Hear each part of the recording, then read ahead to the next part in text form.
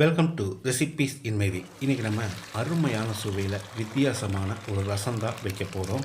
புரதச்சத்து மிகுந்த இந்த ரசம் சாப்பிட்றதுக்கு ரொம்பவே பிரமாதமாக இருக்கும். இதை எப்படி செய்கிறது, இதுக்கு தேவையான பொருட்கள் என்ன பார்க்கலாம் வாங்க. 4 டேபிள் ஸ்பூன் கொண்டக்கடலையை ஒரு நைட் ஃபுல்லாக ஊற வச்சு 4 விசில் விட்டு எடுத்து வச்சுருக்கேன். நல்லா வெந்திருக்கு. இதை மிக்ஸி ஜாரில் போட்டுக்கலாம். வேக வச்ச தண்ணியில் கொஞ்சமாக ஊற்றி பேஸ்ட்டாக அரைச்சி எடுத்து வச்சுருக்கேன். ஒரு பெரிய நெல்லிக்காய் அளவு புளி, 150 கிராம் அளவுக்கு தக்காளியை வேக வச்சு எடுத்து வச்சுருக்கேன். இதை கரைச்சிக்கலாம். இப்போ இதில் 2 கப் அளவு தண்ணி ஊற்றிக்கலாம். மொத்தமாக இதனோட அளவு 4.5 கப் இருக்கும். கொண்டக்கடலை அரைச்சி வச்சுருந்தோம், அதை இதில் ஊற்றிக்கலாம். கொஞ்சமாக மிக்ஸி ஜார் அலசி ஊற்றிக்கலாம். இதில் 4 டீஸ்பூன் உப்பு,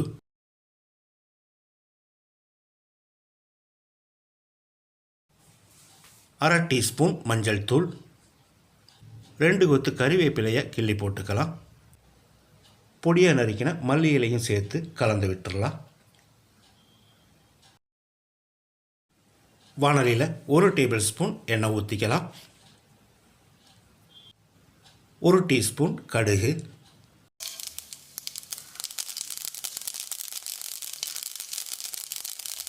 கடுகு பொரிஞ்சிருச்சு. 1/4 டீஸ்பூன் வெந்தயம்,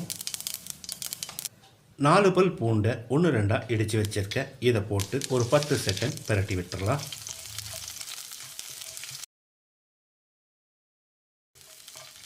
இப்போ ஸ்டவ்வில் தீயை குறைச்சி வச்சு வாணலியில் நம்ம கரைச்சி வச்சுருந்த கலவையை ஊற்றிடலாம்.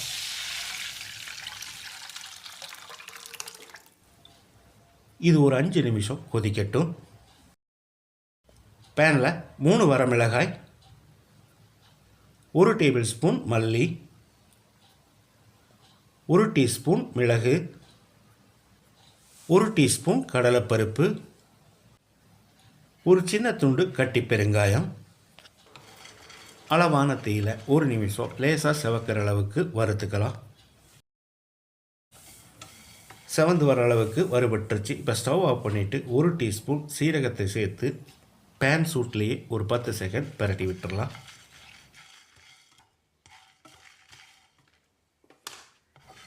இப்போ இதை ஒரு பிளேட்டில் கொட்டி நல்லா ஆறின பிறகு கொஞ்சம் குறகுறப்பாக அரைச்சி எடுத்து வச்சுருக்கேன்.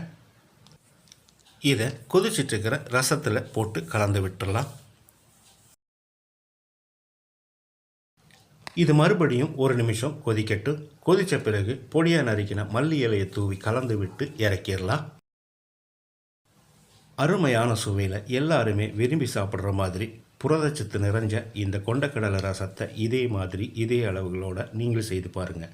இந்த வீடியோ பிடிச்சிருந்தா லைக் பண்ணுங்கள், கமெண்ட் பண்ணுங்கள், ஷேர் பண்ணுங்கள். சப்ஸ்கிரைப் பண்ணாதவங்க சப்ஸ்கிரைப் பண்ணுங்கள். மறக்காமல் பெல் பட்டனை கிளிக் பண்ணுங்கள்.